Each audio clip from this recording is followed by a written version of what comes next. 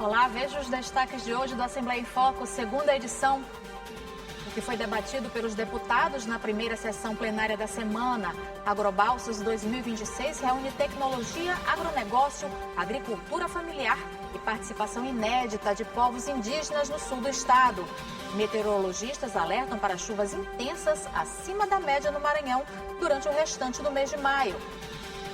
E veja ainda um game maranhense que transforma estudantes em investigadores digitais no combate às fake news. O Assembleia em Foco, segunda edição, está começando.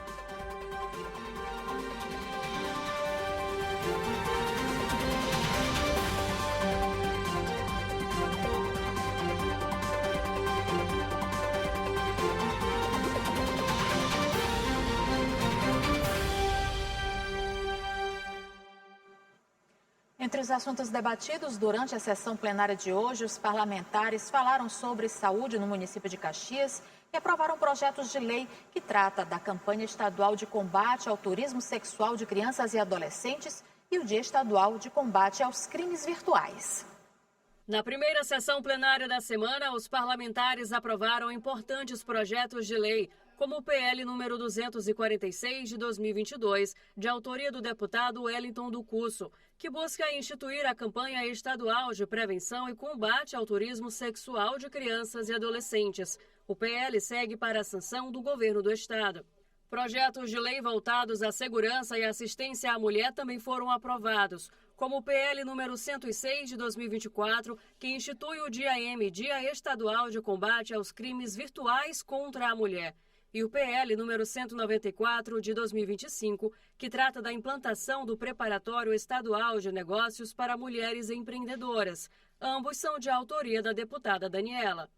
A pedido da presidente da Casa, a deputada Iracema Vale, a sessão foi suspensa para os parlamentares celebrarem o aniversário da deputada estadual Andréa Rezende. No grande expediente, o deputado Catulé Júnior e as deputadas Cláudia Coutinho e Daniela usaram a tribuna para tratar sobre a saúde no município de Caxias. O deputado Wellington do Cusso comentou sobre a soltura do prefeito de Turilândia e também das suas ações de diálogo pela busca de direitos dos guardas municipais. Os estudantes com dívidas do Fundo de Financiamento Estudantil podem renegociar seus débitos a partir de amanhã, 13 de maio, por meio do Desenrola Fiéis, que promove descontos para a quitação de até 99% sobre o valor da dívida. O Desenrola também oferece condições especiais para quem paga em dia o FIES e quer aproveitar as condições para quitar sua dívida mais rápido. Os adimplentes terão 12% de desconto para zerar os débitos. A negociação pode ser feita diretamente na Caixa Econômica e no Banco do Brasil até o dia 31 de dezembro de 2026. E a 22ª edição da Agrobalsas, uma das mais importantes feiras agropecuárias do Norte e Nordeste, traz como tema os saberes tradicionais. Durante 6 dias, produtores, empresários e agricultores participam do evento que está reunindo tecnologia e conhecimento ancestral. Começou na cidade de Balsas a 22ª edição da Feira Agropecuária, que transformou o sul do Maranhão em vitrine do agronegócio e da agricultura familiar. Ao longo de 2 décadas, a Agrobalsas se consolidou como motor para o desenvolvimento do setor agrícola e para a economia do estado. Logo na abertura deu para perceber a importância da feira. Estandes lotados, máquinas de última geração, palestras técnicas e negócios sendo fechados. Apesar de ser referência nacional em tecnologia e inovação no campo, a feira tem um diferencial nesta edição, que está na forma como a modernidade vai conversar com o saber tradicional. Com o tema Raízes que Transformam, a Agrobalsas deste ano destaca sustentabilidade, tecnologia, agricultura familiar, turismo e valorização dos povos originários. Pela primeira vez, a feira conta com a participação de 11 tribos indígenas, reforçando o espaço dedicado às discussões sobre cultura, ancestralidade e políticas públicas para os povos indígenas. O resultado é troca real, tecnologia que respeita o território e produção que gera renda sem abrir do conhecimento ancestral. E quando o pequeno produtor, o agricultor familiar e os povos originários têm espaço, os elos da cadeia produtiva se mantêm fortes e, como consequência, toda a economia do estado sai ganhando. Estimativa dos organizadores é que cerca de 200 mil participantes, entre produtores, pesquisadores, empresários e estudantes, além de visitantes, participem da Agrobalsas 2026. E veja no próximo bloco um game maranhense que estimula o combate às fake news. E veja também a meteorologia prevê mais chuvas na segunda quinzena de maio. A gente volta já.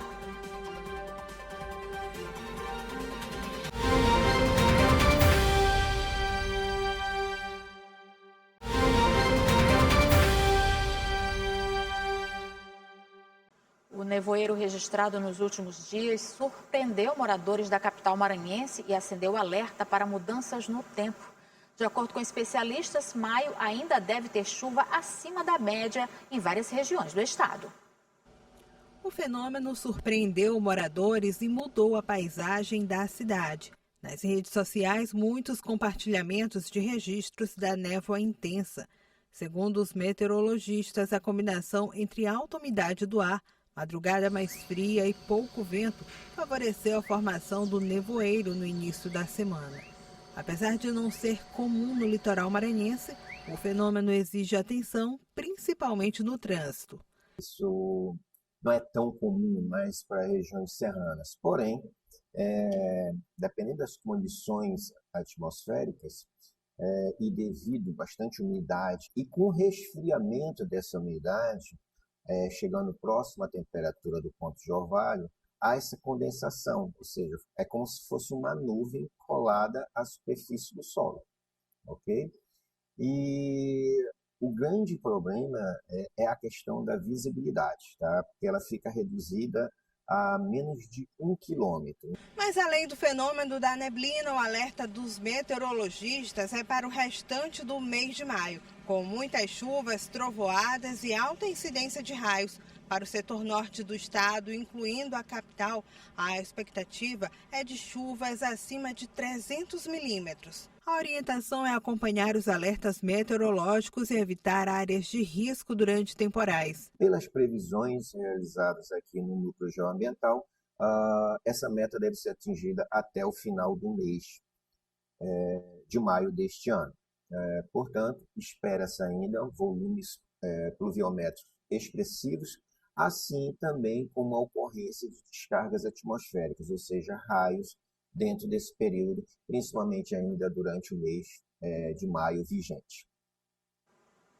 Noite de chuva em São Luís. Vamos ver agora com Paula Torres como fica o tempo na quarta-feira. Boa noite, Paula.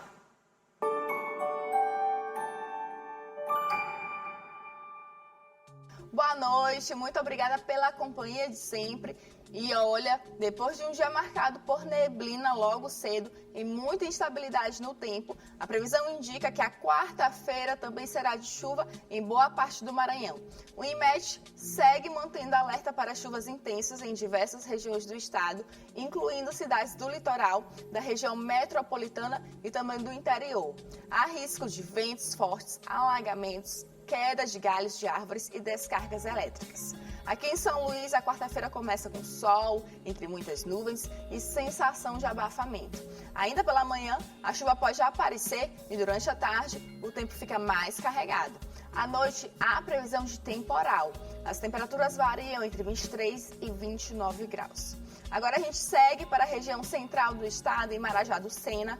Por lá o clima também continua bastante instável. O sol aparece em alguns momentos, mas a chuva deve acontecer de forma rápida durante o dia e à noite. As temperaturas ficam entre 22 e 28 graus. E lá no litoral leste maranhense, em Tutóia, porta de entrada para os lençóis maranhenses, o cenário é de muita atenção. A previsão é de chuva forte durante boa parte do dia, principalmente à tarde, quando podem ocorrer temporais. As temperaturas variam entre 24 e 29 graus. Então, se você já está organizando a rotina de amanhã, o recado é simples. Melhor sair de casa preparado para mudanças no tempo. Desejo a você uma noite tranquila, um ótimo descanso e uma quarta-feira muito produtiva. Até a próxima.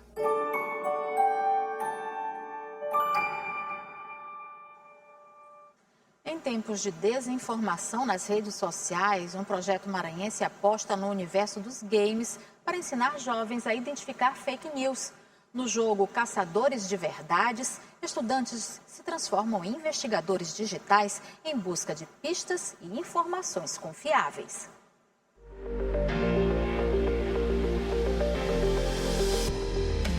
Aprender a diferenciar o que é verdade e o que é mentira virou quase uma missão. Foi exatamente a ideia que essa turma levou para o universo dos games. O projeto maranhense Caçadores de Verdades transforma estudantes em investigadores digitais dentro da cidade fictícia de Fuxicópolis. A missão é descobrir quem está por trás do desaparecimento de uma estátua. Mas, para resolver o caso, não basta acreditar na primeira versão dos fatos. É preciso ouvir e checar como um jornalista investigativo. Uma simulação dos desafios diários no ambiente virtual, com as chamadas fake news. Surgiu, por causa da nossa experiência já com audiovisual, com roteiro. A gente primeiro pensou essa ideia de maneira cinematográfica, Pensou nessa cidade de Fuxicópolis, nesse conflito de várias coisas que acontecem por causa das fake news. E depois a gente chegou à conclusão de que esse era um roteiro que poderia ser adaptado para game. E a partir daí, a gente começou a transformar esse projeto e correr atrás de parcerias, correr atrás de captar recurso. E a gente pensou que como o jogo seria voltado para jovens que iriam estar voltando aí, pela primeira vez, pensamos que o desenvolvimento também poderia ser feito com jovens de universidades, com grupos de universidades. E aí foi assim que a gente chegou à Liga de Games aqui da UNDB. Eles nos apresentaram uma proposta e aí nós firmamos contratos, pensamos prazos, pensamos todas as fases, E o desenvolvimento é só uma das fases do projeto. Agora a gente está em uma fase crucial, que é o teste e a distribuição, A ideia é usar uma linguagem que aproxima da nova geração para mostrar que informação também exige responsabilidade, seja no jogo ou na vida real. Compartilhar sem checar pode trazer consequências. Matias e João Pedro estão no 5º período de Engenharia de Software. São um dos integrantes da Liga de Desenvolvimento de Games de uma universidade particular, responsável pela parceria no projeto. Eles saíram do convencional para que o game não fosse só entretenimento, e sim aprendizado. Então, a gente entra no papel do Patamansa, que é o investigador, que é o protagonista do jogo. Ele vai ir atrás das provas até que ache uma verdadeira. Aí, no final, ele tem tanto o caderno da verdade disponível, que no caso, esse caderno vai ficar todos os depoimentos, todas as provas, que é um controle geral, que foi encontrado durante o jogo. Só quando ele finalizar, ele achar que está correto, ele vai ao painel da verdade, ele vai até o jornal. Que aí sim, ele vai fazer a escolha do culpado, com quem, como e onde, e com isso ele vai publicar o jornal.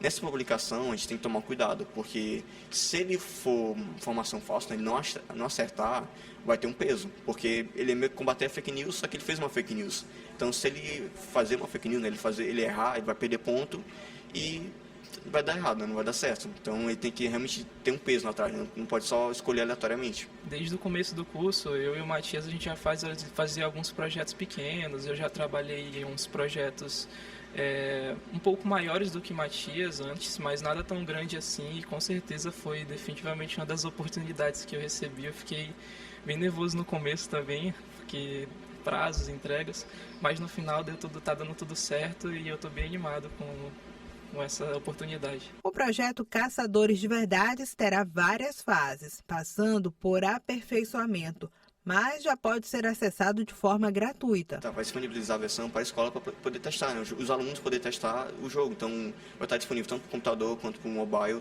totalmente de graça. E vai ser uma versão muito simples, não precisa baixar. Tu pode ir no navegador, na internet e pronto, está jogando. É muito simples. Como que a fake news, por detalhes, ela consegue ali enganar a gente. Então, o jogador ele é convidado a isso, a fazer esse processo de checagem, a julgar e a pensar não só por aquilo que está imediato, pelas aparências ou porque aquilo é muito urgente, para que ele tenha um pensamento crítico. Então, o jogo tem nos dado mais do que a gente esperava.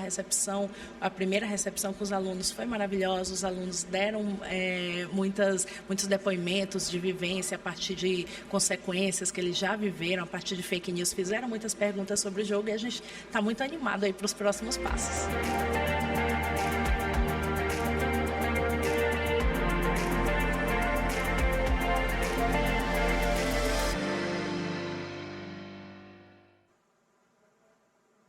o F2 fica por aqui. Para rever as reportagens de hoje, acesse o site al.ma.leg.br/tv.